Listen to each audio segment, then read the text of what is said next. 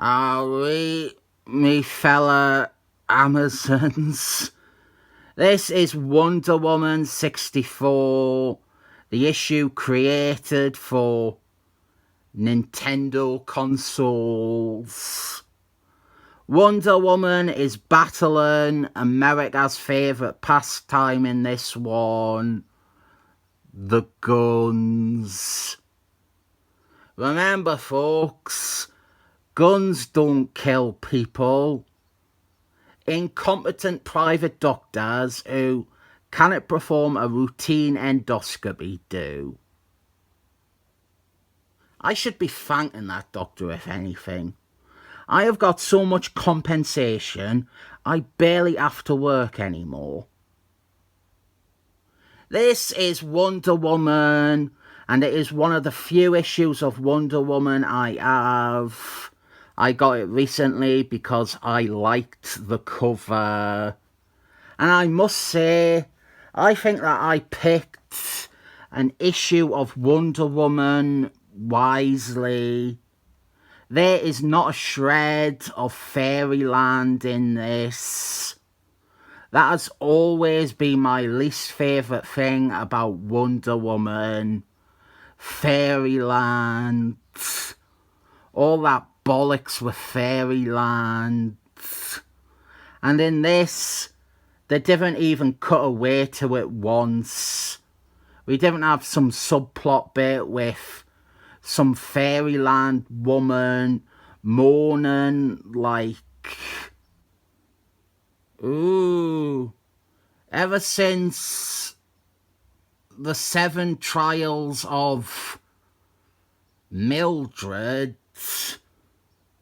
the magic that seals our mystical island from the male gaze has been so weakened, and it has never been this insufficient since the days of Delilah. Can I also say, I think Delilah gets a bad rap. Samson, he should be counting his blessings. He has got a bird and he got a free haircut. History has been very unkind to Delilah. All she did was get rid of her man's mullet. Good on her. Delilah for President 2024. This isn't going to be one of them videos where I barely refer to the actual comic. This cop, he is in hot water, but then he isn't in hot water anymore. And Wonder Woman shows up at the police officer station, and she is signing autographs. I didn't really get the appeal of autographs or signing stuff. Just, what's the appeal, really? When you have creators sign comics, in my eyes, that just decreases the worth of it. If anybody else scribbled on a cover with a marker pen, it would be treated appropriately as being in lesser condition. Oh, and there is a little bit of transphobia on this page. Right, so our story is pretty basic. It's good for what it is. A soon-to-be ex-husband has kidnapped his daughter. The distraught mother begs Wonder Woman and the boys with badges for help, but the Rosas are not interested because it hasn't been 48 hours since the daughter disappeared. But Wonder Woman obviously cares. And then it turns out that the dad is in with some drug dealers, and that is something that the poor are interested in. Then there is a shootout between the dealers and some rival gang who are intending to rob them until the day of runner because they hear sirens approaching. And it's actually a fire truck siren that they heard. The dad and his daughter, they manage to survive the shooting. And then the dad decides to steal the money that was left behind. Quite a lot of plot beats packed into a few pages here. I sort of like that. Very efficient.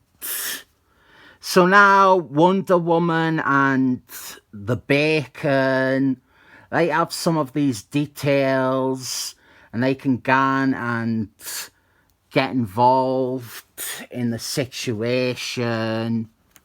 The dad is planning to run away with his daughter and the money, and he encounters a hitman who he manages to dispatch a bit too easy. If it was this easy to take out a hitman, then I doubt there would be 9 Hitman video games.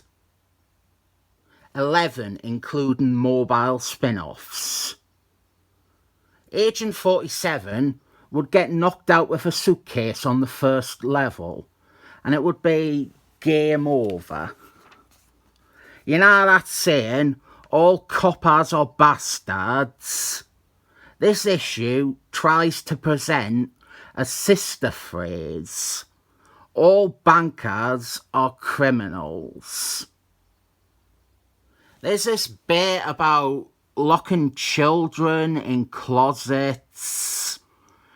And I am really tempted to tell a story here, but I won't.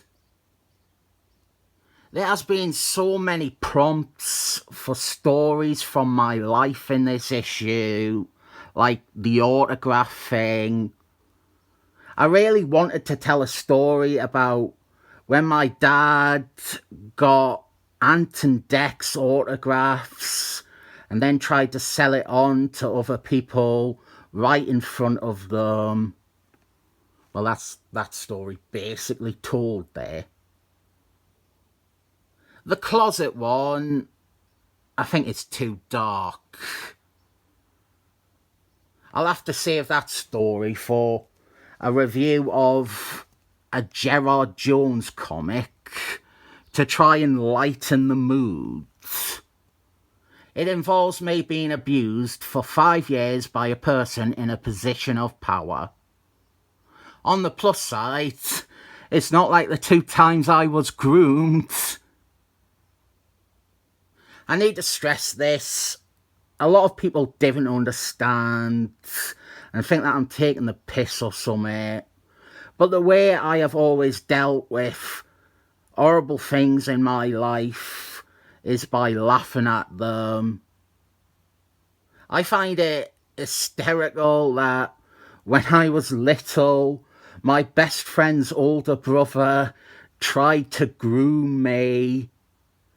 I find it hilarious that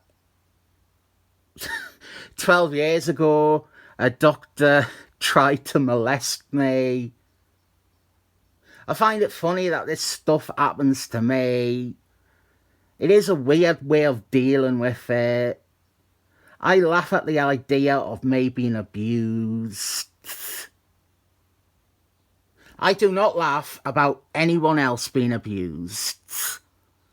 It is horrible. Other people suffering the same way I suffered is not remotely amusing. But in my mind, me suffering is funny. It's like a comedy. Fuck's sake, it's become one of them videos anyway. It is usually the issues that I didn't have much to say about where I go on these tangents and tell stories and then have to explain my coping strategies. Well, this is a decent issue. It's fun. Honestly, I think I killed the review dead, and I didn't even tell the story about my history teacher locking me in a cupboard every history lesson because I was autistic. There is a lot more to that story. So look forward to all the details when I review some shite Green Lanterns comic written by convicted sex offender Gerard Jones.